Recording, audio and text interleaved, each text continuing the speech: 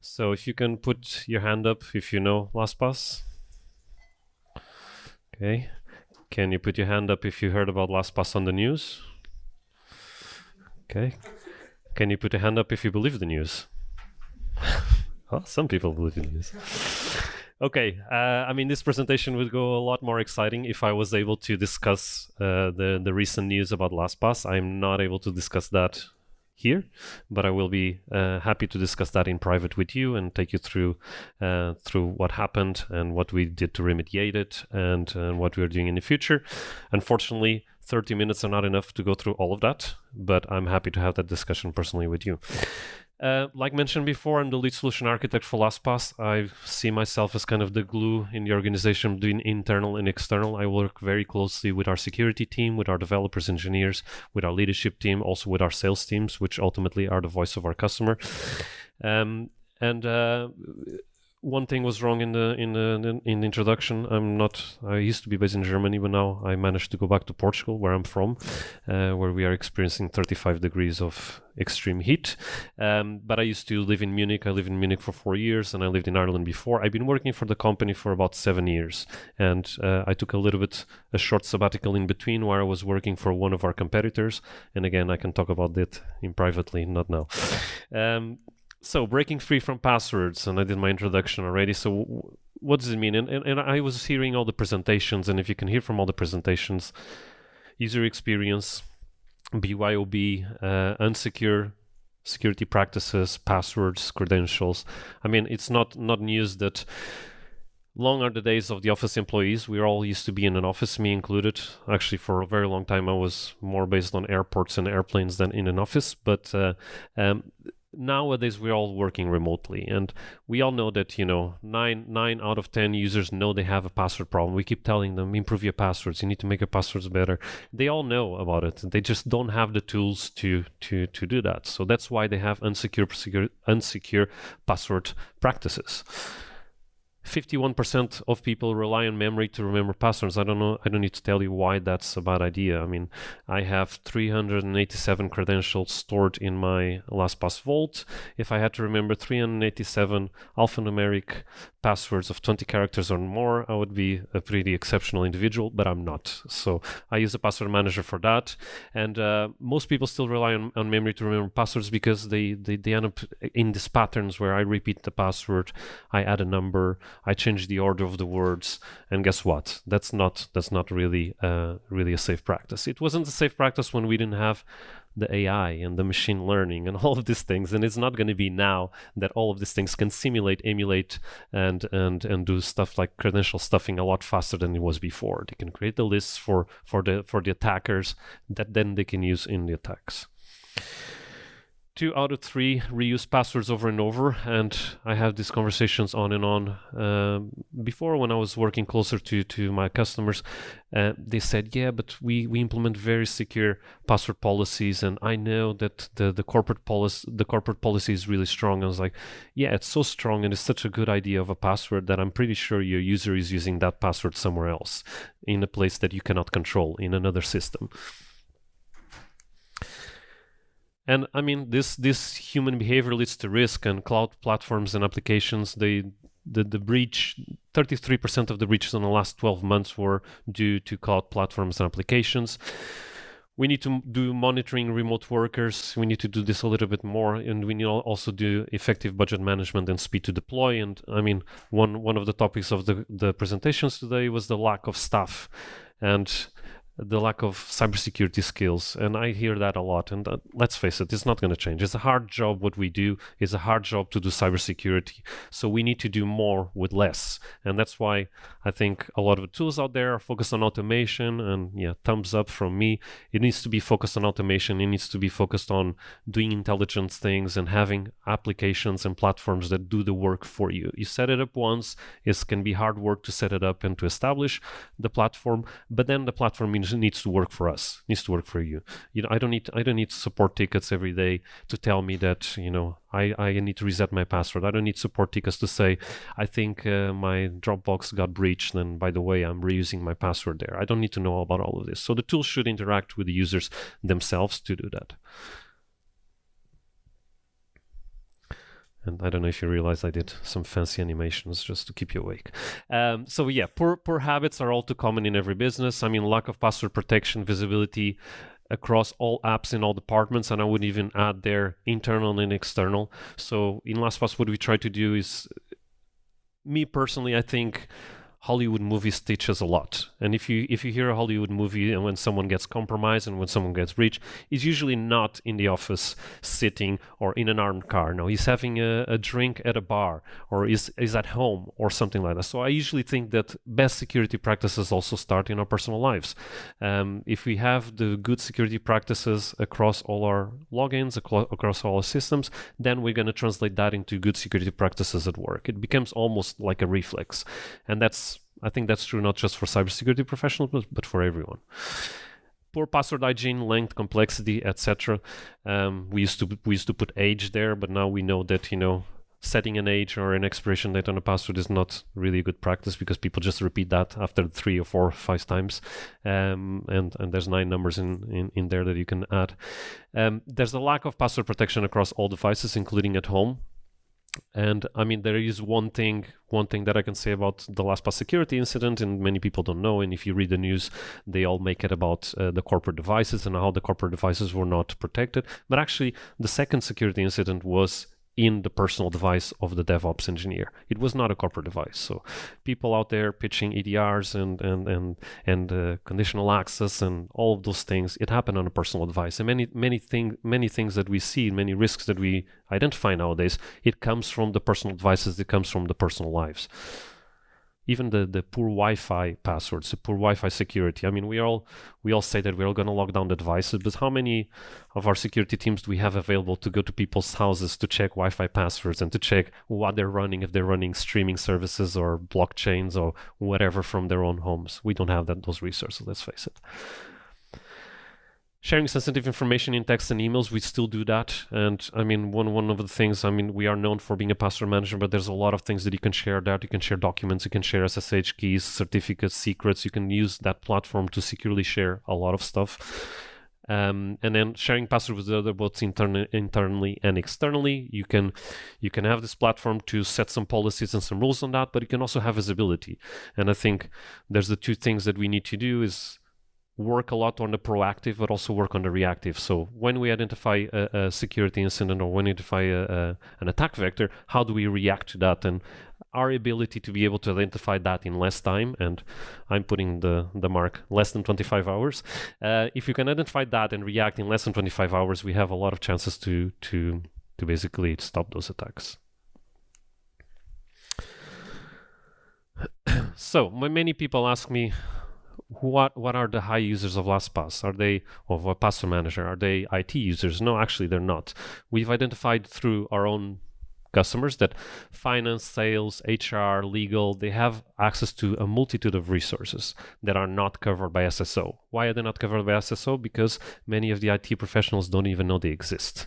They don't even know sometimes that they use, the Amex corporate cards logins to check on finances, or Figma or LegalZoom, or a lot of those tools that they didn't even go through the trouble of integrating that with SSO, because there's only like 7 or 8 users in it.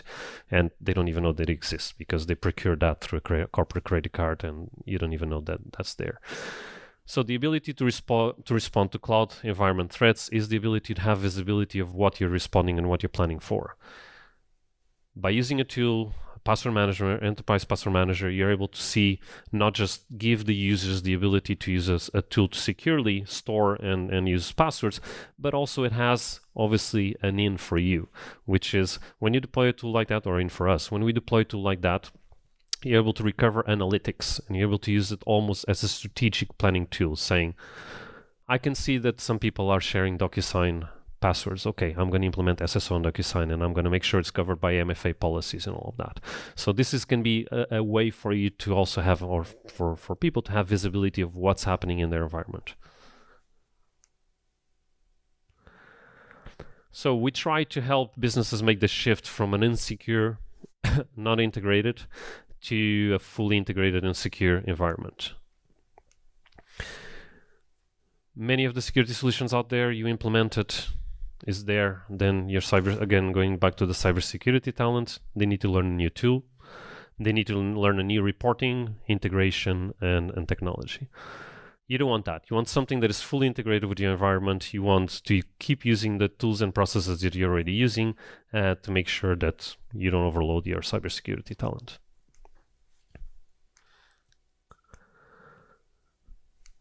So what's next?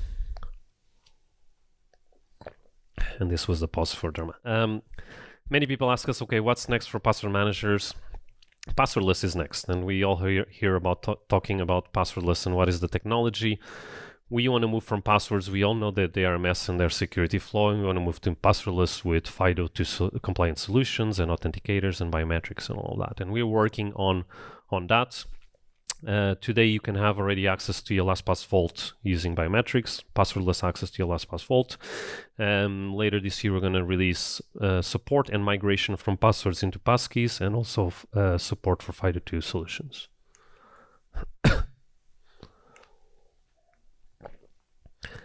So we need to really work on shifting the SOC team priorities from reactive into proactive. And I'm not going to go through all the details here, but it's really all about fully integrated visibility, raise awareness, educate your people. The way that you educate your people is by having tools that do so, interacting with the user automatically without the need for you to push a button. And it's all about being fully protected and aligned to security controls. You want a tool as well that doesn't not dystopian of the strategy that you already have and the conditional access policies and AD policies you have. You want something that goes alongside that. So this is just a couple of customers that we already have and helping. I have customers trying to get to 100% security score. Security score is something that you implement and you gamify with your users. Everyone is individually responsible for their own security score, and then they can, you can create teams, you can create challenges, and you can motivate people to really increment their security score, and the objective being be as high as possible so that you are having good security practices. I call this like the 7 pillars. There's a couple of things here that we do. These are the dimensions of pervasive passwordless protection. Authentication and users, very important. How do you protect sensitive data? Intellectual property, notes, attachments. What are your devices? Really have visibility over your devices, know what's happening. IP addresses. A lot of people, some people mentioned today as well, behavior control or detection. We also do that. But you can also do that. So by exporting all of the information that you have in LastPass to your SIEM, correlating the events, you can create a security strategy. You can know what's happening in your environment.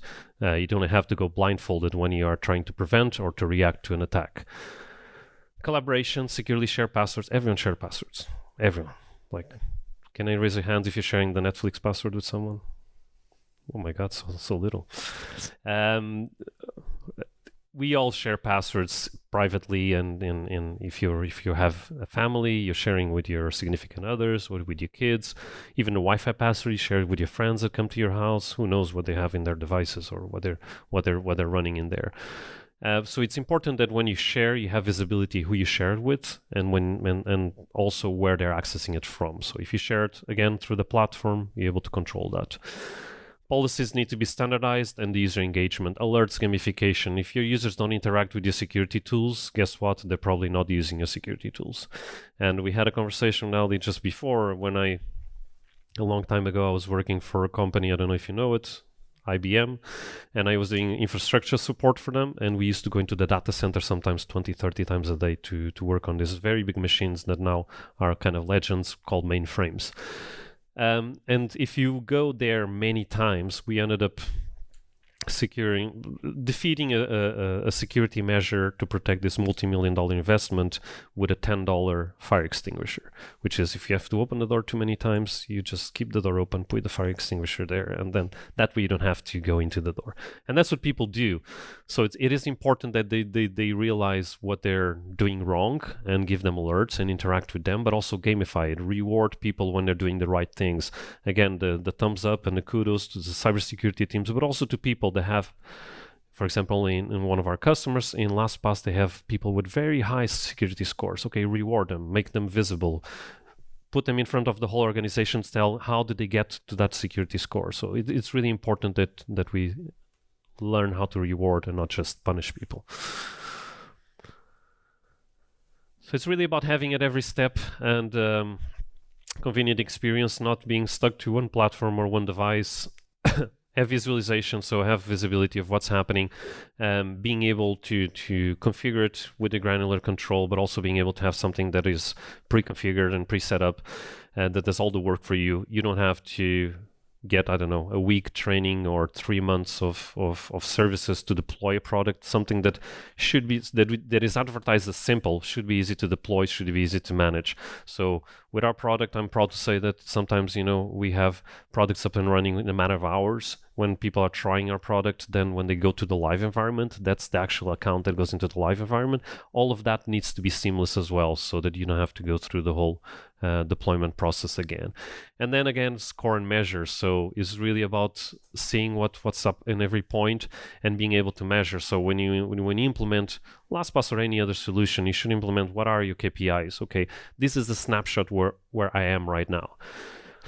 Why should you do that? Because we all know that one of the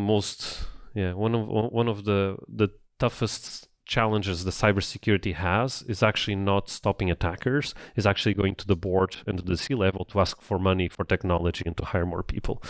That's why the snapshot is important. You take the snapshot of the beginning, and you take the snapshot of your progress, and you take the snapshot of where you want to go, and that's going to be a justification as well for budget, saying, hey, we try LastPass, see how low our security score is at 40%, I want to get to 90%. And to get to 90%, I need not just LastPass, but you need other tools. You need cybersecurity awareness programs. You need to run security week. You need to run security days. You need to reward people with bottles of champagne when they have really high security scores. So you can only do that if you have a KPI and a measure and something to aim for. And that's what we try to provide, which provide it to the users themselves, but the administrators also have visibility, and so they can gamify it. I think key business challenges, and we've been victim of a lot of it ourselves, and like the brand trust and exposure. There's some people that say there's no bad publicity. I tend to disagree right now. There is bad publicity, and that there is bad news and bad media, and you really don't want to motivate that. So it is important that you focus on brand trust and exposure, because it's also very important to your C-level. And again, going back to the budget, if you really want to get budget, you need to make that value very relevant to them. The operational efficiency, we all want to do more with less, and we are having trouble in training people and in hiring people, and people are leaving to go open coffee shops or restaurants that are a lot less stressful than running a security team or doing a defensive cybersecurity. So operational efficiency is important. Automate, get the tools to do most of the hard lift for you, automate all the simple tasks, all the simple processes, and then it's all about the reporting and analytics. I'm a data freak in many occasions, so I really like to know where I'm at, know where I aim for, and also show the progress, because that justifies ultimately my job and the investments that we do in time and money. So how do we try to stop brand trust and exposure? Easy deployment and the 100 policies that I mentioned already. It's all about integration and federation, conditional accesses, or if you're not doing it right now, please do it. It's all about aiming for the passwordless, but let's face it, we're not there yet. So this is a phase 1 that I talked about already. So passwordless access is enabled today. Phase 2 soon with FIDO2. And then phase 3, the thing that we're all hearing about is passkeys, storing passkeys, migrating passwords into passkeys, being able to have visibility of which systems are on passwords and which systems are on passkeys. That's all going to be possible with our solution today in the future. And I have a little video. If the gods of demos will be with me, it will play. And this is our passwordless experience. Before you have a password, you log in, and the transition to the user is going to be as simple as that. There's the MFA, of course, that we all love. Push notification, accept. And then the user automatically is going to be able to enable passwordless. So if for the user is going to be available, they're going to enable passwordless. And again, they're going to have to put their master password just to confirm that they really want to enable passwordless. And log out and try it now. Next time they try to log in, they will no longer need a weak master password. They'll just use the authenticator and the biometrics to log in, or a FIDO2 compliance solution in the future. And that's it. That's kind of our aim for Passwordless. And also, obviously, the security reporting, the SIEM integration, if you're not using a SIEM solution to correlate events or using any other platform, I really definitely recommend that you start looking into that. And just to recap, those are the key challenges that we see businesses in.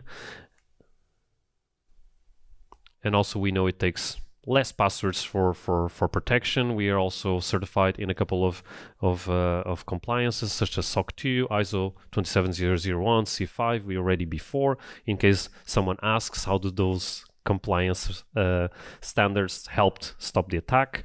I can also talk about that in a separate conversation. Over 100,000 businesses, and last time I checked was about 40 million users. That's how we learn. Our whole user ecosystem and business ecosystem is our learning as well platform to help other customers.